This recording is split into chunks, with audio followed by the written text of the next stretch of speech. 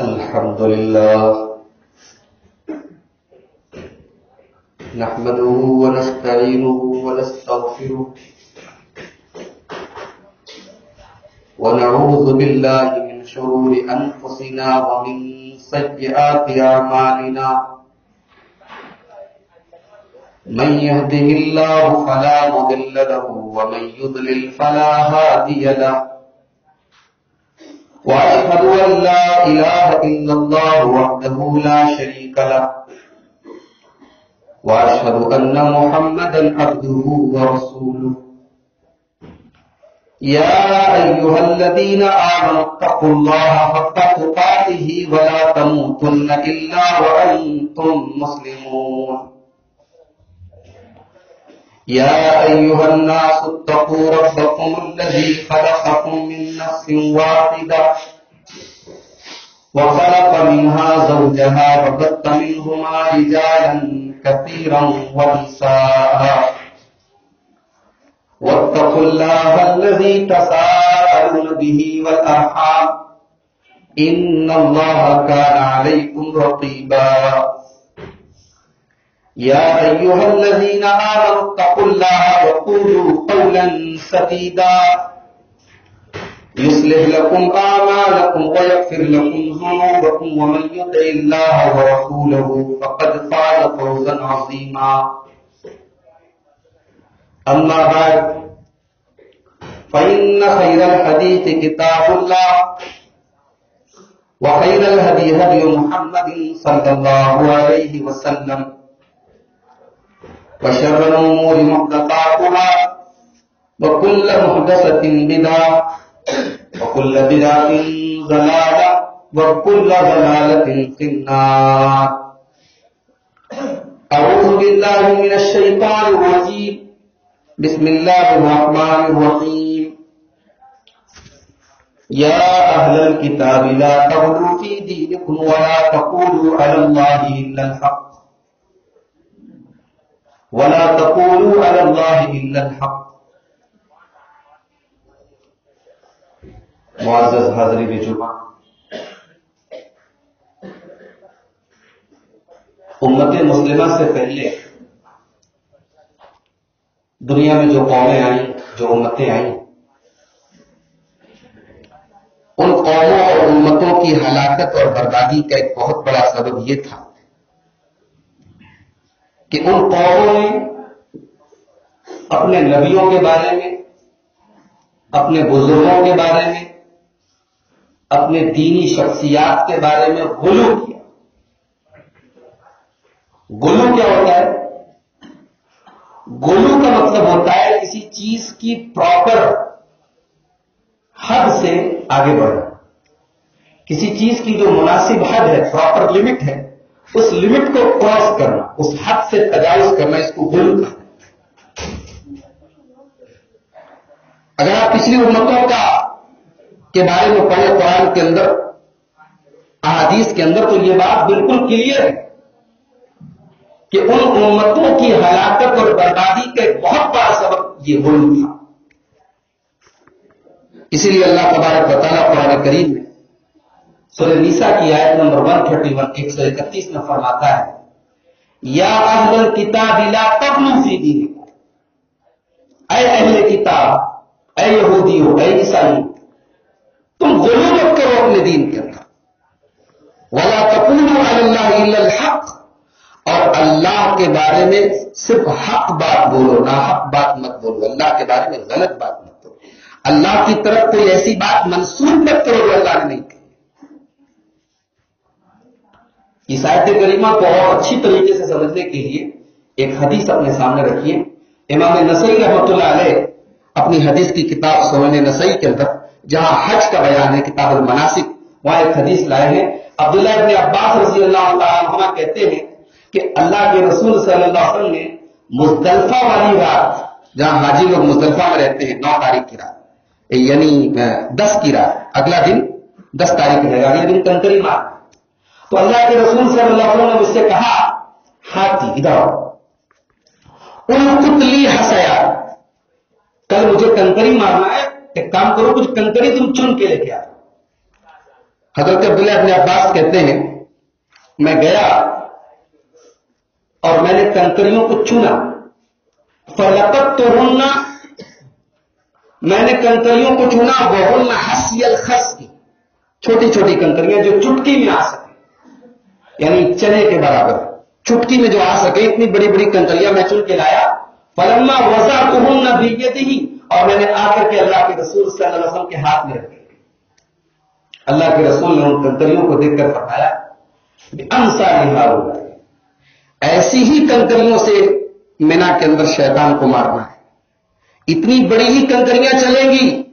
وَإِيَّاكُمْ وَالْغُلُوَّ فِي الدِّينِ، اور سن لو دین کے اندر غلو سے بچو، جتنا بتایا ہے میں نے، جو میری سنت ہے، جو میرا طریقہ ہے، بس اسی طرح میں کرو، اس سے تجاوز مت کرو، اس سے آگے مت بڑھو۔ وَإِيَّاكُمْ وَالْغُلُوَّ فِي الدِّينِ، دین کے اندر غلو سے بچو، فَإِنَّمَا أَهْلَكَ مَنْ كَانَ قَبْلَكُمُ الْغُلُوُّ، اس لیے کہ تم سے پہلے کی امتوں کو اسی غلو نے ہلاک۔ اسلام کے اندر، ہمارے دین کے اندر ظاہر سی بات ہے کہ شخصیات میں سب سے اونچی شخصیت جناب محمد رسول اللہ صلی اللہ علیہ وسلم کی، اور آپ کے بارے میں اس بات کا ڈر تھا کہ کہیں یہ امت اپنے نبی کے بارے میں، اپنے رسول کے بارے میں وہی غلو نہ کرے جو عیسائیوں نے حضرت عیسیٰ کے بارے میں کیا، جو یہودیوں نے حضرت عزیر کے بارے میں کیا، جو دنیا کی تمام گمراہ قوموں نے اپنے اپنے نبیوں اور رسولوں کے بارے میں۔ اسی لیے اللہ کے پیارے نبی صلی اللہ علیہ وسلم کو اندیشہ تھا، ڈر تھا، خطرہ تھا کہ کہیں میری امت نے یہ کام، اسی لیے آپ نے سمجھایا، بتایا۔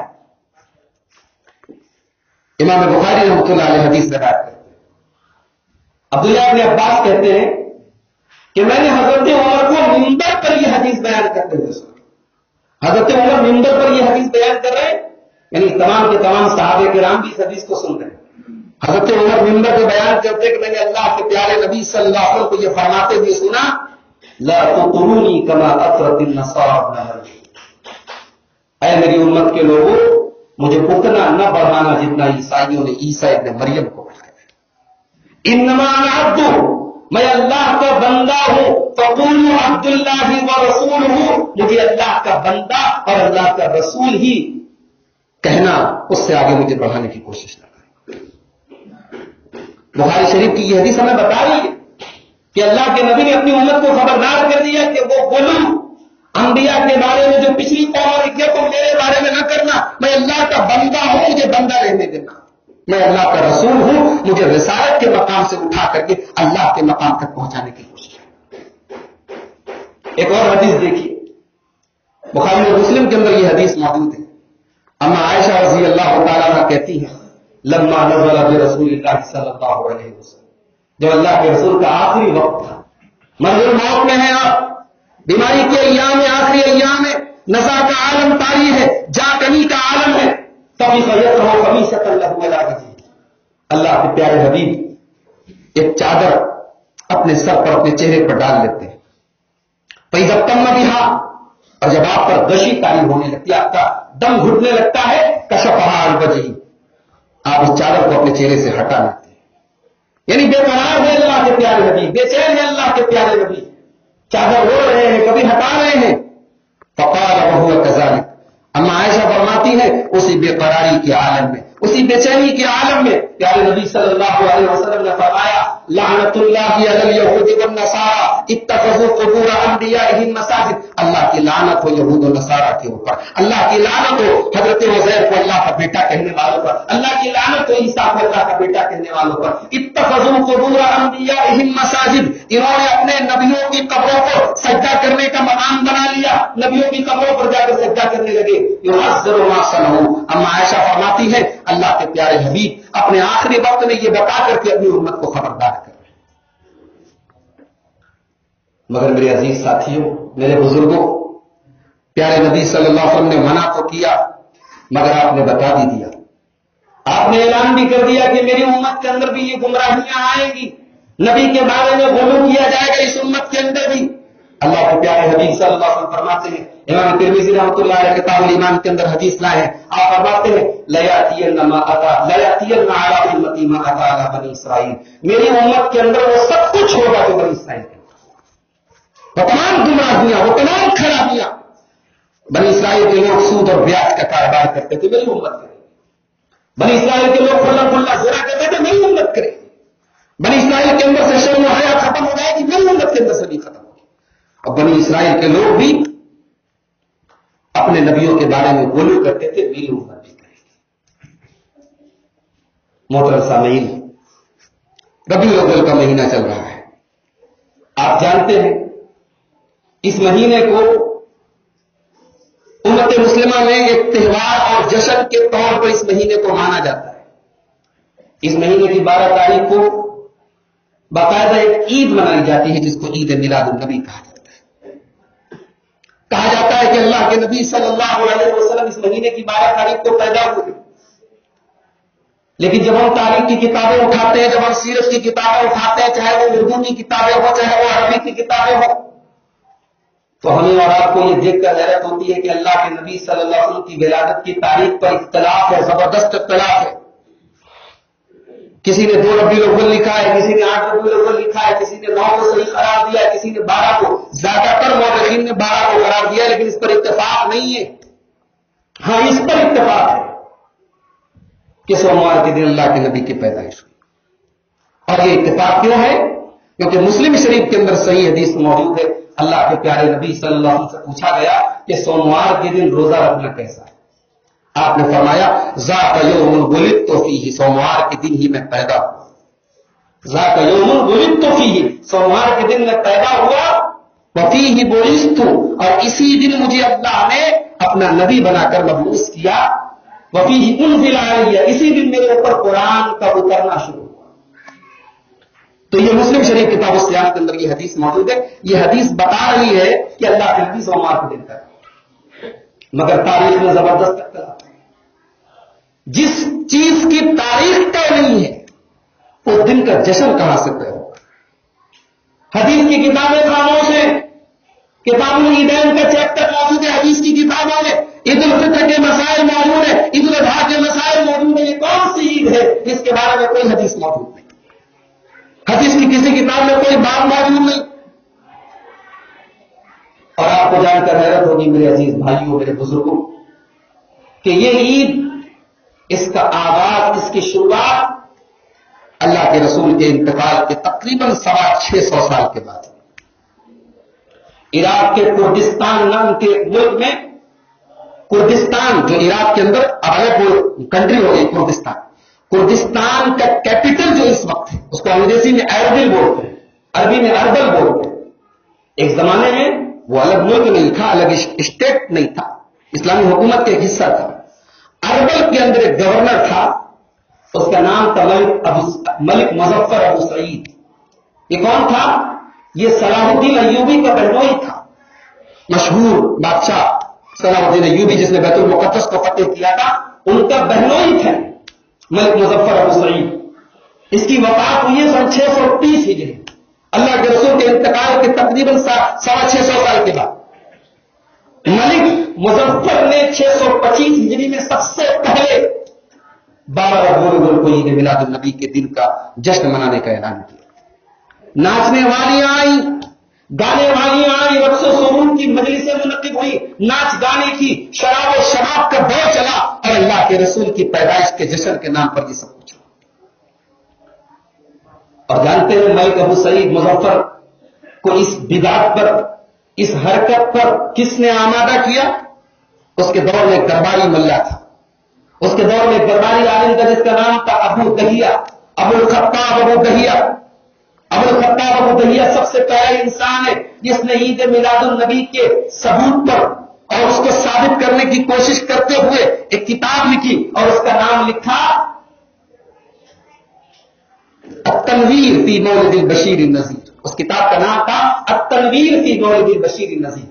اللہ کے رسول کی پیدائش پر یہ کتاب اس نے لکھی، پیدائش کے جشن میں، اور دربار میں پیش کیا اور 1000 دینار کا انعام حاصل کیا اس شخص نے.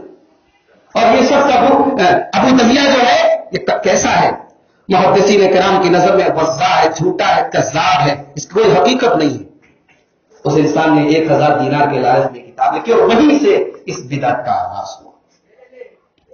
افسوس آج کہنے والے کہتے ہیں کہ یہ عیدوں سے بڑی عید ہے، یہ سب سے بڑا تہوار ہے، عید الفطر اور عید الاضحیٰ سے بڑا یہ تہوار ہے، یہ عیدوں کی عید ہے۔ اور افسوس اس بات کا کہ وہ نبی جس نے بانسری کی آواز کو بھی پسند نہیں کیا، جس نے بانسری کی آواز سن کر کہا مزمار من مزامیر الشیاطین، یہ شیطان کی آواز ہے، آج اس نبی کی پیدائش کے جشن کے نام پر آج میوزک اور ڈی جے بجائے جاتے ہیں۔ ویڈیو موجود ہے انٹرنیٹ پر، یوٹیوب پر آپ جا کر دیکھیں، باقاعدہ عید میلاد النبی کے جشن میں ناچ گانے ہو رہے ہیں، کیک کاٹے جا رہے ہیں، اور بڑے بڑے صاحب جب و دستار اللہ کے رسول کی پیدائش کے جشن کے نام پر کیک کاٹ کے تقسیم کر رہے ہیں۔ یہ کون سا دین ہے؟ یہ کون سی محبت ہے؟ یہ محبت نہیں ہے، یہ غرور ہے۔ محبت رسول کی جہاں تک بات ہے، یاد رکھے محبت رسول ہمارے ایمان کا ایک حصہ ہے۔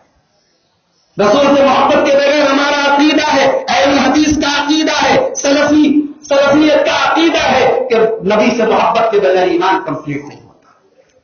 اللہ کے پیارے حبیب فرماتے ہیں، بخاری اور مسلم کی روایت ہے، لا یؤمن احدکم حتی اکون احب الیہ من والدہ وولدہ والناس اجمعین، اپنے باپ سے زیادہ، اپنی اولاد سے زیادہ، تمام لوگوں سے زیادہ جب تک اللہ کے رسول سے محبت نہ کی جائے ایمان مکمل نہیں۔ بخاری شریف کے اندر حدیث موجود ہے، اللہ کے پیارے حبیب صلی اللہ علیہ وسلم حضرت عمر فاروق کے ہاتھ پکڑے ہوئے، حضرت عمر بڑے جذبات میں کہتے ہیں، اے اللہ کے نبی، میں دنیا میں سب سے زیادہ آپ سے محبت کرتا ہوں سوائے اپنی جان، اپنی جان سے زیادہ آپ سے محبت نہیں کرتا۔ اللہ کے نبی نے فرمایا، اے عمر، لا، نہیں، یہ ایمان نہیں ہے، ایمان یہ ہے کہ اپنی جان سے بڑھ کر کے تم مجھ سے محبت کرو۔ حضرت عمر نے فوراً رجوع کیا اپنی بات سے اور کہا کہ میں اللہ کی قسم کھا کے کہتا ہوں، میں اللہ کی قسم کھا کر کے کہتا ہوں کہ آج کے بعد اپنی جان سے بڑھ کر کے آپ سے محبت کرتا ہوں۔ اللہ کے پیارے نبی نے فرمایا، الآن یا عمر، اے عمر، اب یہ مکمل ایمان ہوا۔ جان سے بڑھ کے نبی کو چاہنا ہے، جان سے بڑھ کے نبی سے محبت کریں۔ نبی سے محبت کے بغیر ہمارا ایمان کمپلیٹ نہیں، ہمیں ایمان کی لذت نہیں مل سکتی۔ اللہ کے پیارے نبی فرماتے بخاری اور مسلم کے بعد، ثلاث من کن فیہ وجد بہن حلاوۃ الایمان، تین چیزیں جس کے اندر پیدا ہو جائیں وہ ایمان کی مٹھاس کو پالے گا، ایمان کی لذت کو پالے گا۔ کون سی تین چیزیں ہیں؟ نمبر 1، ان یکون اللہ ورسولہ احب الیہ مما سواہ، پہلی چیز یہ ہے کہ اللہ سے اور اس کے رسول سے دنیا کی تمام چیزوں سے بڑھ کر کے محبت۔ نمبر 2، وَأَن يُحِبَّ الْمَرْءَ لَا يُحِبُّهُ إِلَّا لِلَّهِ، اور کسی مسلمان سے محبت صرف اللہ کے لیے کرے، دنیا کے لیے نہیں، کاروبار کے لیے نہیں، پیسے کے لیے نہیں، مفاد کے لیے نہیں، کسی سے محبت اللہ کے دین کے لیے، اللہ کے لیے ہے۔ اگر ایسی محبت ہے تو ایمان کی لذت ملے گی۔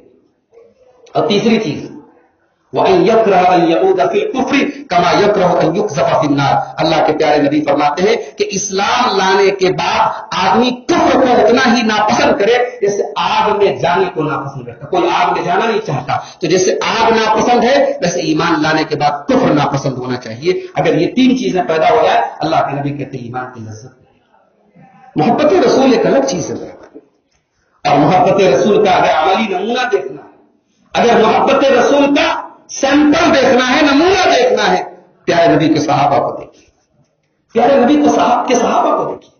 ایسی محبت دنیا کی تاریخ کی کتابوں میں، دنیا کی کسی کتاب میں نہیں ملے گی، دنیا کے پورے اتہاس میں نہیں ملے گی۔ پیارے نبی وضو کرتے ہیں، آپ کے وضو کے پانی کو پانے کے لیے صحابہ آپس میں لڑ پڑتے ہیں۔ پیارے نبی صلی اللہ علیہ وسلم کی زبان سے تھوک نکلتا ہے، وہ تھوک زمین پر گر نہیں پاتا، نبی کے کوئی نہ کوئی صحابی اس تھوک کو، اس لعاب کو اپنے بدن پہ مل لیتا ہے۔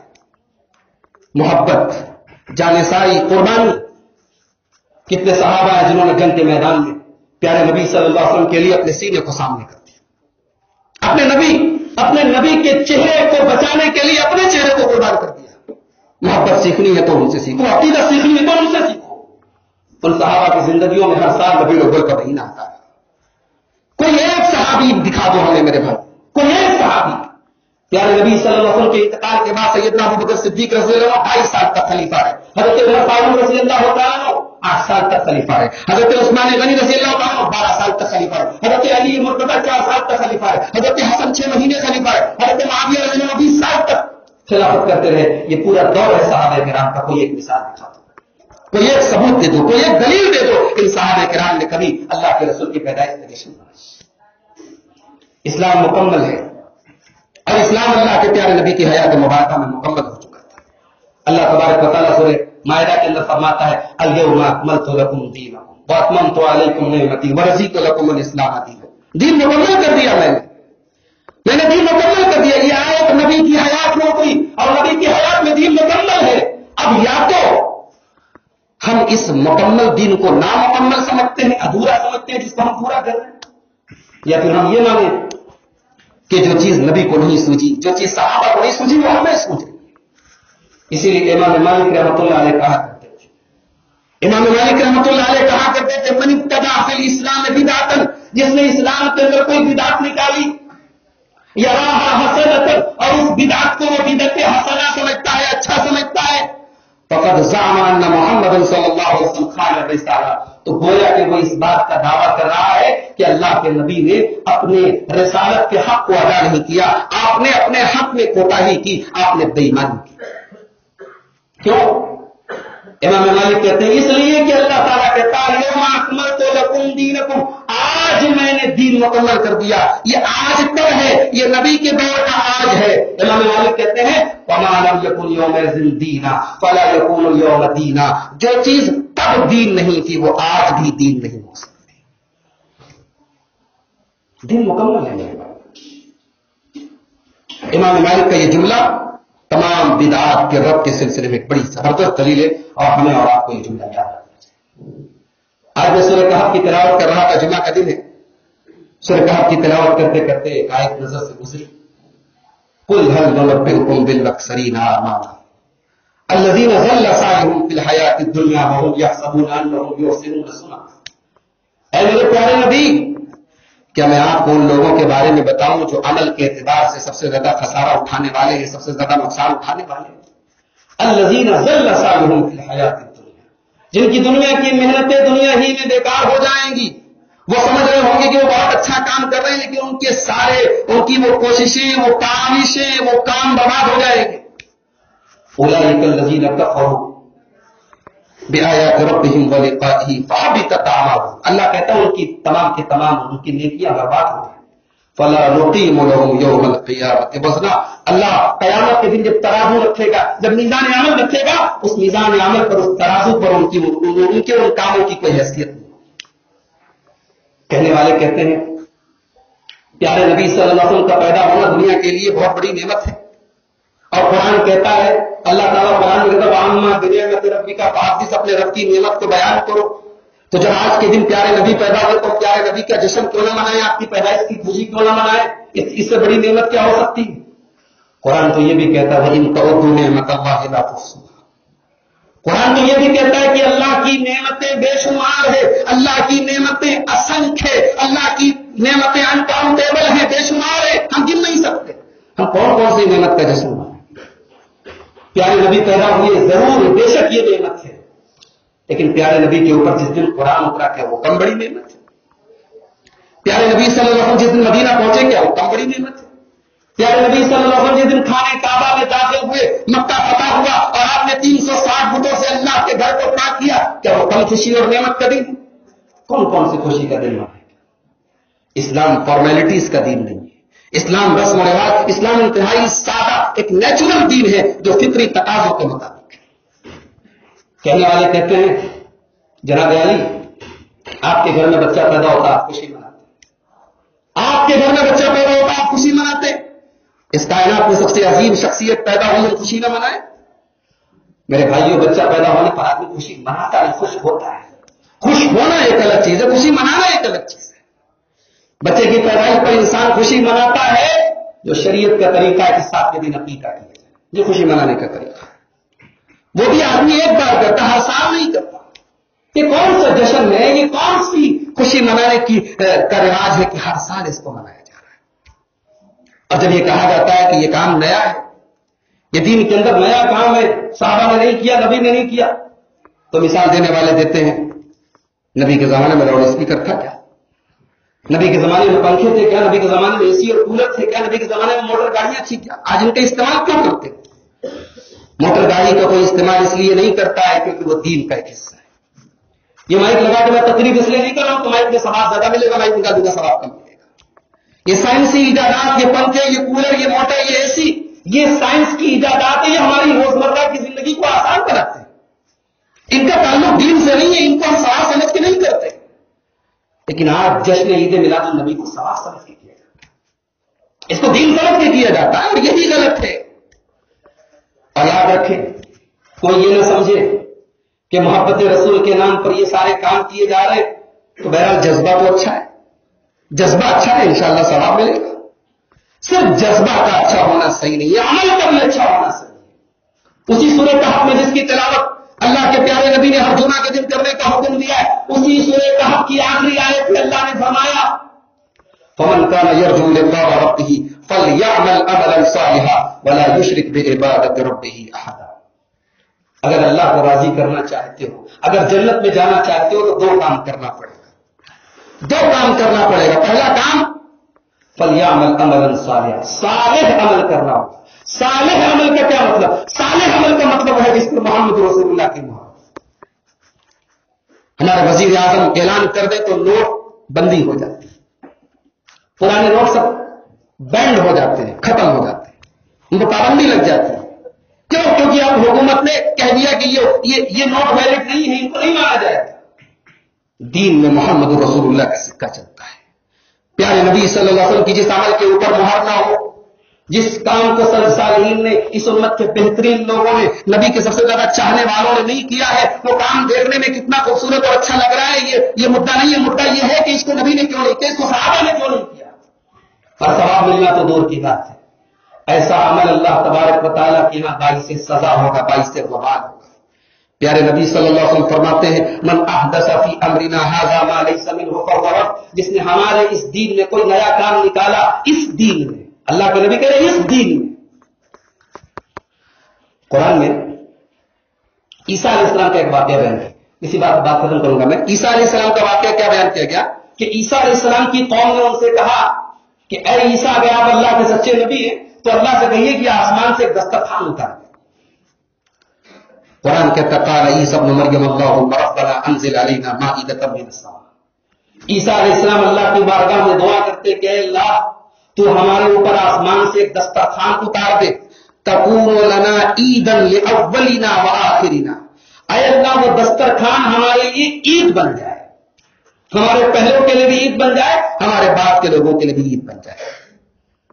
عید میلاد النبی کو صحیح اور جائز ٹھہرانے والے کہ دیکھو، حضرت عیسیٰ کہہ رہے ہیں کہ اے اللہ آج کے دن کو عید بنا دے، تو جب عیسیٰ کی قوم پر دسترخوان کا اترنا عید بن سکتا ہے تو دنیا میں نبی کا نازل ہونا عید کیوں نہیں بن سکتا ہے؟ پہلا جواب تو یہ کہ عیسیٰ علیہ السلام نے جو کچھ کہا یہ ان کا دین تھا، یہ ان کی شریعت تھی، اور ہمارا دین ہمارے نبی کی شریعت سے چلتا ہے۔ پہلے کی شریعتوں میں بہت سارے مسائل الگ تھے،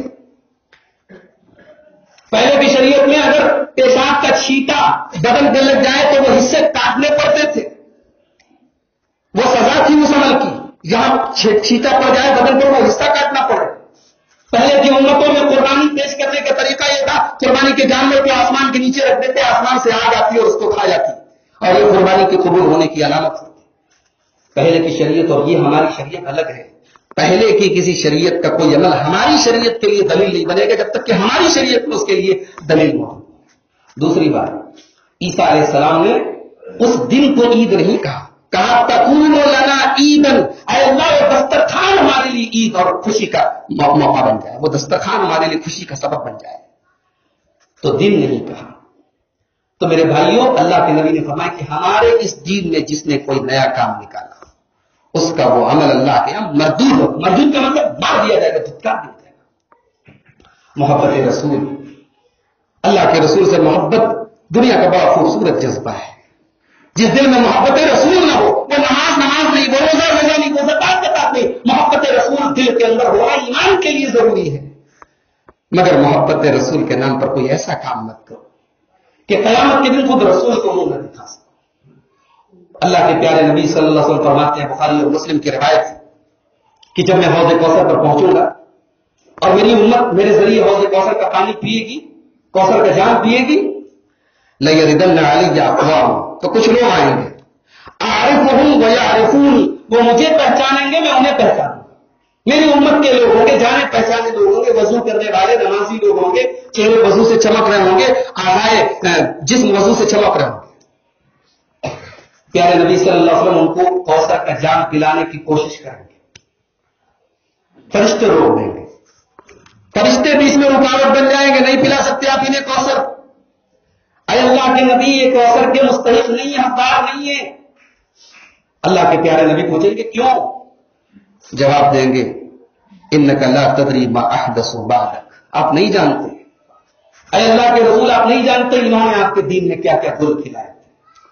پیارے نبی صلی اللہ علیہ وسلم کو جب یہ پتا چلے گا کہ یہ بدعتی لوگ ہیں، انہوں نے دین کے اندر نئے کام نکالے تھے، دین کی شکل کو بدل دیا تھا، پیارے نبی صلی اللہ علیہ وسلم غصے میں آ جائیں گے اور بڑے جلال میں کہیں گے سحقن سحقن لمن غیر عبادی، میرے دین کو بدلنے والوں کو یہاں سے لے کے جاؤ، میرے دین کو بدلنے والوں کو گھسیٹ کے جہنم میں لے کے جاؤ۔